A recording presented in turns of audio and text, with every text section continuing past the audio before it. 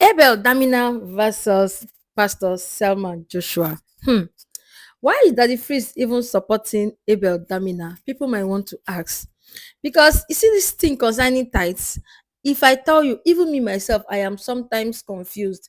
When I hear things like tithe is not money, when I hear tithe is not money, it's of recent as we've grown up that I now know that tithe in the Bible was not, money. And sometimes when you watch Daddy Freeze, but because Daddy Freeze is not a pastor, not the kind of person that we've been listening to, not the kind of pastor that we know per se. Hey, we always seem like Daddy Freeze does not know what he's saying until the likes of Abel Damina came on board.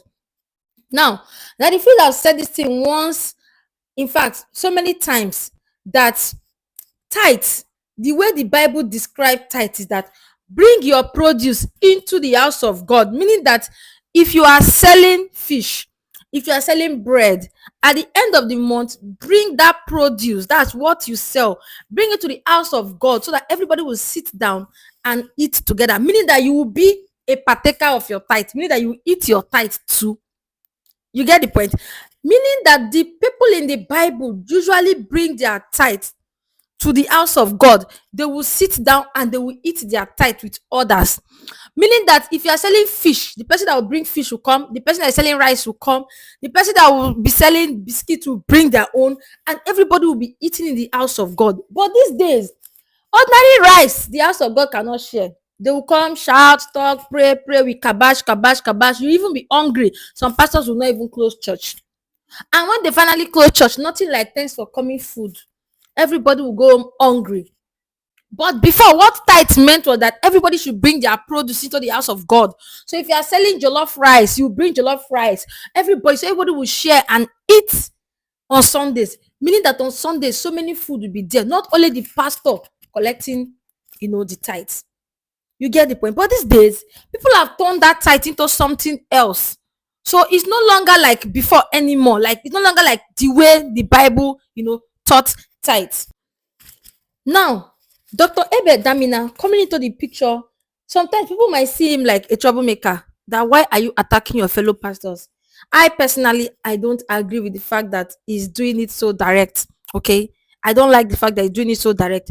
But he said he had done it quietly before, and they are not ready to listen. He was preaching it, and nobody's ready to listen. So therefore, he is now, talking, and he's going to do it directly. So that if you know that this particular shade touch you, just take it because it's yours. Yesterday on the Honest Bunch podcast, Abel Damina also said something.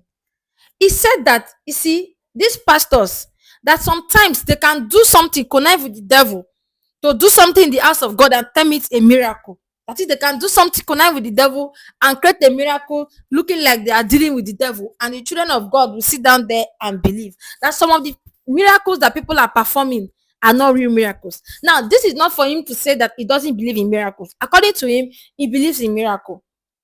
But concerning this tithe of a thing, he keeps saying it, that the tithe is not money. And it's not a compulsory thing. The reason why people turned tithe to money is because people were tired of bringing, their produce, carrying foodstuff, everything to the house of God to cook and eat.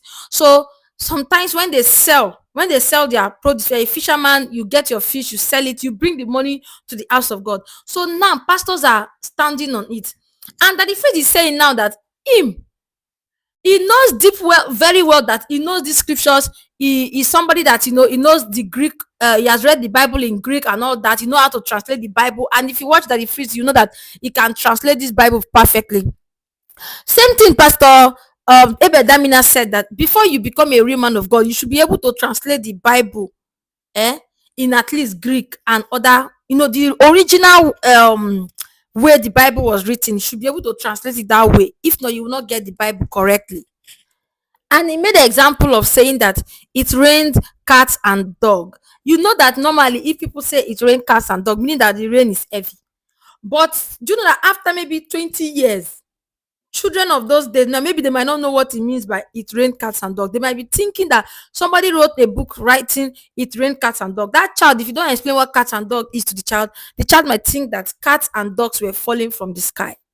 So same way he feels that some pastors have been able to, misquote the Bible. The way the Bible was written originally, they are not getting it. So according to him, he just you know, you just here to correct those misnomers. But for me, I think the way he's doing it is what is causing all this church war, pastor war between themselves. So guys, please, what do you think under the comment section? Do well to subscribe to the channel. Bye.